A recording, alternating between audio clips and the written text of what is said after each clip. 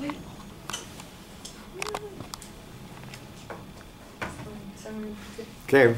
Okay, ready? Set. Okay, go. So we have all these concepts in the world. We have variables, ideas, lectures, all these things around us. But what would we do if no one knew how to teach them, or we had no idea how to work them?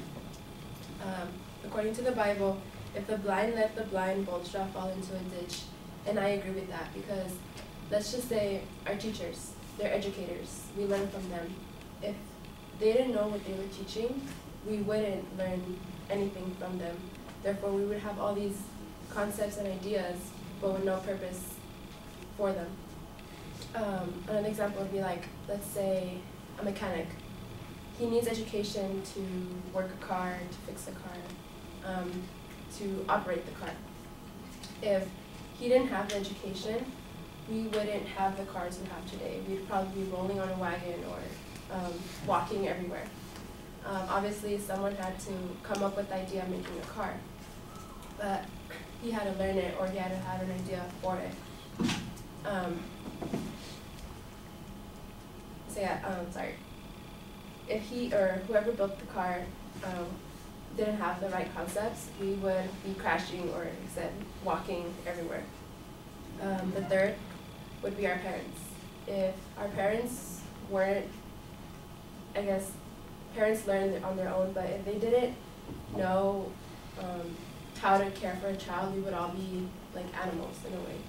Yeah, animals have ideas and concepts, but we wouldn't have a certain way to communicate. Obviously, us as humans have advanced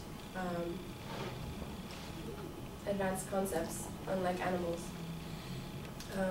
So with that being said, I believe that as educators and as people, we need to learn all these concepts, because if we were blind to all this, we would all fall into a ditch and not have a purpose.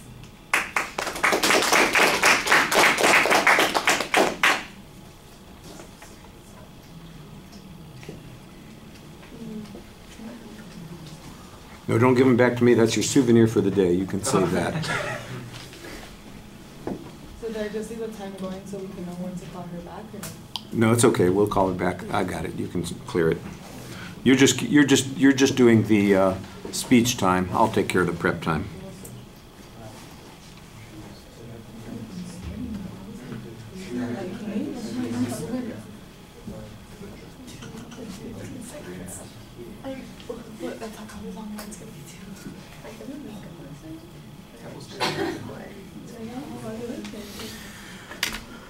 All right.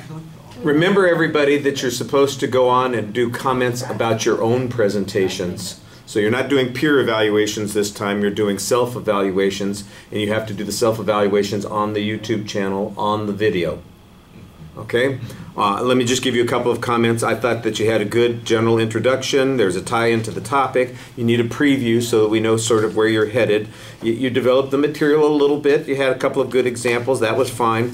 I'm trying to focus on presentation issues also. So here are the things that are problematic. And then I'll tell you about the things that you did pretty well. You've got the hula hoop going on. You are swiveling at your hips. All your energy is coming out in your hips, and it's kind of like you're doing a little rotation sort of thing.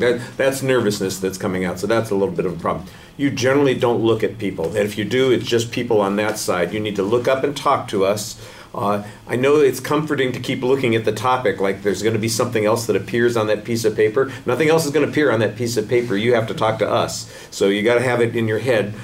So your eye contact's limited. You have basically no gestures. You keep your hands crossed in front of you the whole time that you're speaking. So you're not really integrating yourself into the presentation. You got to put a little bit more physical energy into the presentation. Take that physical energy that you're putting into your hips and put it into the rest of your presentation, the head movements, the gestures, the facial expressions, and I think you'll be fine.